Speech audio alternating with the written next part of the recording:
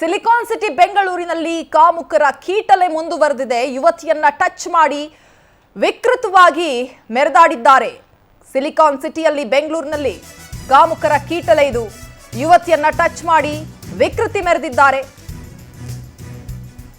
ವಿಜಯನಗರದ ಕೃಷ್ಣಸಾಗರ್ ಹೋಟೆಲ್ ಬಳಿ ನಡೆದಿರುವಂತಹ ಘಟನೆ. ಹೋಟೆಲ್ ಬಳಿ ನಿಂತಿದ್ದಂತಹ ಯುವತಿಗೆ ಲೈಂಗಿಕ ಕಿರುಕುಳ ನೀಡಿದ್ದಾರೆ. ಬೇಕಂತಲೇ ಮೈ ಮೇಲೆ ಬಿದ್ದು ಟಚ್ ಮಾಡಿ ವಿಕೃತಿ ಮೆರೆದಿದ್ದಾರೆ ಕಾಮುಕರು. ಸಿಸಿಟಿವಿಯಲ್ಲಿ ಸೆರೆಯಾಗಿದೆ ಆ ಕಾಮುಕರ ನೀಚ ಕೃತ್ಯ.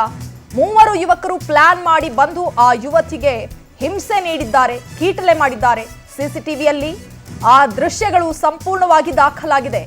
ಈ ಸಂಬಂಧ ವಿಜಯನಗರ ಠಾಣೆಯಲ್ಲಿ ಎಫ್ಐಆರ್ ಕೂಡ ದಾಖಲಾಗಿದೆ. ಆರೋಪಿಗಳಿಗಾಗಿ ಪೊಲೀಸರು ಹುಡುಕಾಟ ನಡೆಸಿದ್ದಾರೆ. ಬೇಕಂತಲೇ ಬಂದು ಆ ಯುವತಿಗೆ ಹಿಂಸೆ ನೀಡಿರುವಂತಹ ಘಟನೆ, ಲೈಂಗಿಕವಾಗಿ ಕಿರುಕುಳ ನೀಡಿರುವಂತಹ ಘಟನೆ. ಸಿಸಿಟಿವಿ ದೃಶ್ಯಾವಳಿಗಳನ್ನ ಗಮನಿಸ್ತಾ ಇದ್ದೀವಿ. ಮಾತನಾಡಿಕೊಂಡು ಬೇಕಂತಲೇ ಆ ಯುವತಿ ಮೈ ಮೇಲೆ ಬಿದ್ದು ಆ ಯುವತಿಗೆ ಹಿಂಸೆ ನೀಡಿದ್ದಾರೆ, ಟಾರ್ಚರ್ ಕೊಟ್ಟಿದ್ದಾರೆ, ಲೈಂಗಿಕವಾಗಿ ಹಿಂಸೆ ಕೊಟ್ಟಿದ್ದಾರೆ. ಗಮನಿಸ್ತಾ ಇದ್ದೀವಿ ಆ ಸಿಸಿಟಿವಿಯ ದೃಶ್ಯಾವಳಿಗಳನ್ನ. ಮೊದಲು ಅಲ್ಲಿ ಮೂವರು ಯುವಕರು ನಿಂತು ಮಾತನಾಡಿ ಆ ಯುವತಿಯ ಮೈ ಮೇಲೆ ಬೇಕಂತಲೇ ಬಂದು ಬಿದ್ದು ಆ ಯುವತಿಗೆ ಟಾರ್ಚರ್ ಕೊಡ್ತಾ ಇರುವಂತಹ ದೃಶ್ಯ. ಈಗ ಎಫ್ಐಆರ್ ದಾಖಲಾಗಿದೆ ಪೊಲೀಸ್ ಠಾಣೆಯಲ್ಲಿ. ಈಗ ಆ ಮೂವರು ಆರೋಪಿಗಳಿಗಾಗಿ ಪೊಲೀಸರು ಕೂಡ ಹುಡುಕಾಟ ಮುಂದುವರೆಸಿದ್ದಾರೆ. ಬೆಂಗಳೂರಿನಲ್ಲಿ ನಡೆದಿರುವಂತಹ ಘಟನೆ ಇದು. ಹೋಟೆಲ್ ಬಳಿ ನಿಂತಿದ್ದಂತಹ ಯುವತಿಗೆ ಲೈಂಗಿಕ ಕಿರುಕುಳ ನೀಡಿದ್ದಾರೆ ಆ ಕಾಮುಕರು.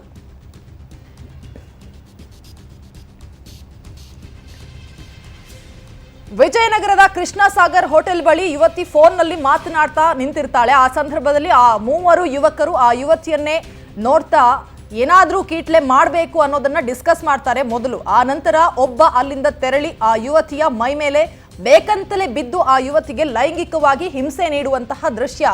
ಆ ಸಂಪೂರ್ಣ ಆ ಯುವಕರು ಮಾತನಾಡೋದು, ಪ್ಲಾನ್ ಮಾಡೋದು, ಆ ಯುವತಿಯ ಮೈ ಮೇಲೆ ಬಂದು ಬೀಳುವಂಥದ್ದು, ಆ ಯುವತಿಗೆ ಲೈಂಗಿಕ ಕಿರುಕುಳ ನೀಡುವಂತಹ ಸಂಪೂರ್ಣವಾದಂತಹ ದೃಶ್ಯ ಅಲ್ಲೇ ಇದ್ದಂತಹ ಸಿಸಿ ಕ್ಯಾಮೆರಾದಲ್ಲಿ ಸೆರೆಯಾಗಿದೆ.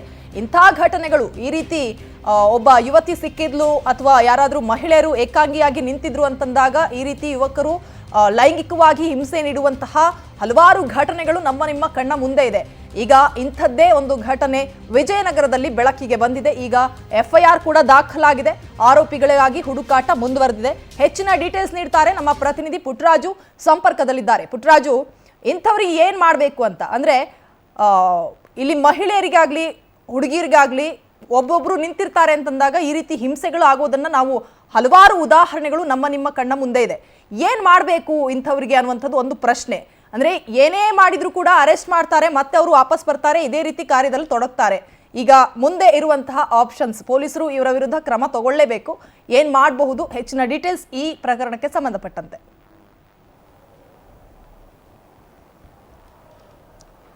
ಎಸ್ ರಜನಿ, ಇತ್ತೀಚಿನ ದಿನಗಳಲ್ಲಿ ಈ ರೀತಿಯಾದಂಥ ಲೈಂಗಿಕ ದೌರ್ಜನ್ಯ ಪ್ರಕರಣಗಳು ನಡೀತಾನೆ ಇರ್ತಕ್ಕಂಥದ್ದು. ಇತ್ತೀಚಿನ ದಿನಗಳಲ್ಲಿ ಅಂತ ಹೇಳಿದ್ರೆ ನಾವು ಲೂಲು ಮಾಲ್ನಲ್ಲಿ ಸಹ ಒಂದು ಅಬ್ಸರ್ವನ್ನ ಮಾಡಿದ್ವಿ. ಅಲ್ಲಿ ಹಿಂಬದಿಯಿಂದ ಟಚ್ ಮಾಡೋ ಮುಖಾಂತರವಾಗಿ ಒಂದು ವಿಕೃತ ಮನೋಭಾವವನ್ನು ವ್ಯಕ್ತಪಡಿಸಿದ್ರು. ಅದೇ ರೀತಿಯಾದಂಥ ಒಂದು ಘಟನೆ ಸಹ ನಡೆದಿರುವಂಥದ್ದು ಇವೇನು ವಿಜಯನಗರದ ನಮ್ಮೂಟ ಅನ್ನುವಂಥ ಒಂದು ಹೋಟೆಲ್ನಲ್ಲಿ ಆಕೆ ಒಂದು ಕಾಫಿಯನ್ನು ತೆಗೆದುಕೊಳ್ಳೋದಕ್ಕೆ ಹೋಗಿರ್ತಾಳೆ. ಕಾಫಿಯನ್ನು ತೆಗೆದುಕೊಳ್ಳೋದಕ್ಕೆ ಹೋದಂಥ ಸಂದರ್ಭದಲ್ಲಿಯೇ ಮೂವರು ಜನ ಮಾತನಾಡ್ತಾ ನಿಂತಿರ್ತಾರೆ. ಸ್ನೇಹಿತರುಗಳು ಮೂರು ಜನ ಮಾತನಾಡ್ತಾ ನಿಂತಿರ್ತಾರೆ. ಅದರಲ್ಲಿ ಒಬ್ಬ ಹೋಗ್ತಾನೆ ಆ ಹಿಂಬದಿಯಿಂದ ಆಕೆಯನ್ನು ಟಚ್ ಮಾಡುವಂಥ ಒಂದು ಕೆಲಸವನ್ನ ಮಾಡ್ತಾನೆ. ಇದನ್ನ ಅಬ್ಸರ್ವನ್ನ ಮಾಡುವಂಥದ್ದು ಅಂದ್ರೆ ಎರಡು ಆಂಗಲ್ಗಳಲ್ಲಿ ಸಿಸಿಟಿವಿಗಳನ್ನು ಅಬ್ಸರ್ವನ್ನ ಮಾಡ್ತಾರೆ.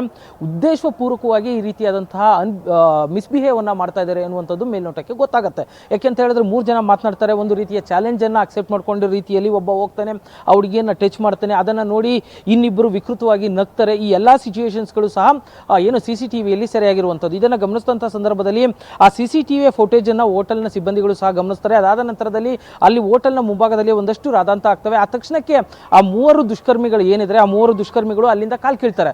ಈ ಸಿಸಿಟಿವಿಯನ್ನು ಗಮನಿಸಿಕೊಂಡಂತಹ ಹೋಟೆಲ್ ಸಿಬ್ಬಂದಿ ಈಗಾಗಲೇ ವಿಜಯನಗರ ಪೊಲೀಸ್ ಠಾಣೆಯಲ್ಲಿ ಒಂದು ಪ್ರಕರಣ ಸಹ ದಾಖಲೆ ಮಾಡಿರುವಂಥದ್ದು. ಆ ಮೂವರು ಯಾರು, ಆ ವಿಕೃತ ಕಾಮಿಗಳು ಯಾರು ಅನ್ನೋದನ್ನ ಪತ್ತೆ ಹಚ್ಚುವಂತಹ ಕೆಲಸವನ್ನ ಈಗ ವಿಜಯನಗರ ಪೊಲೀಸರು ಮಾಡ್ತಾ ಇರುವಂಥದ್ದು. ಈಗಾಗಲೇ ಒಂದು ಪ್ರಶ್ನೆಯನ್ನ ಕೇಳ್ತಾ ಇದ್ರಿ, ಇಂಥ ದುಷ್ಕರ್ಮಿಗಳಿಗೆ ಕಠಿಣವಾದಂಥ ಶಿಕ್ಷೆಯನ್ನು ಕೊಟ್ಟಂಥ ಸಂದರ್ಭದಲ್ಲಿ ಮಾತ್ರ ಇಂಥ ವಿಕೃತ ಮನೋಭಾವವನ್ನು ಬಿಡೋದಕ್ಕೆ ಸಾಧ್ಯ. ಯಾಕೆ ಅಂತ ಹೇಳಿದ್ರೆ ಈ ವಿಕೃತ ಮನೋಭಾವವನ್ನು ಇರ್ತಕ್ಕಂಥ ವ್ಯಕ್ತಿಗಳು ಏನಿದ್ದಾರೆ, ಅದು ಗುಂಪಿರಲಿ ಅಥವಾ ಒಂಟಿಯಾಗಿರಲಿ ಅಥವಾ ಯಾವುದೇ ಸಂದರ್ಭದಲ್ಲಿ ಆಗಿರ್ಬೋದು, ವಿಕೃತ ಮನೋಭಾವನೆಯನ್ನು ಮತ್ತು ಈ ರೀತಿಯಾದಂತಹ ಮಿಸ್ಬಿಹೇವ್ಗಳನ್ನು ಮಾಡುವಂಥ ಸಾಧ್ಯತೆಗಳು ಅತಿ ಹೆಚ್ಚಾಗಿರ್ತವೆ. ಹಾಗಾಗಿ ಇಂಥ ದುಷ್ಕರ್ಮಿಗಳಿಗೆ ಸರಿಯಾದಂಥ ಶಿಕ್ಷೆಯನ್ನು ಪೊಲೀಸರು ನೀಡಲೇಬೇಕಾಗತ್ತೆ ರಜನಿ.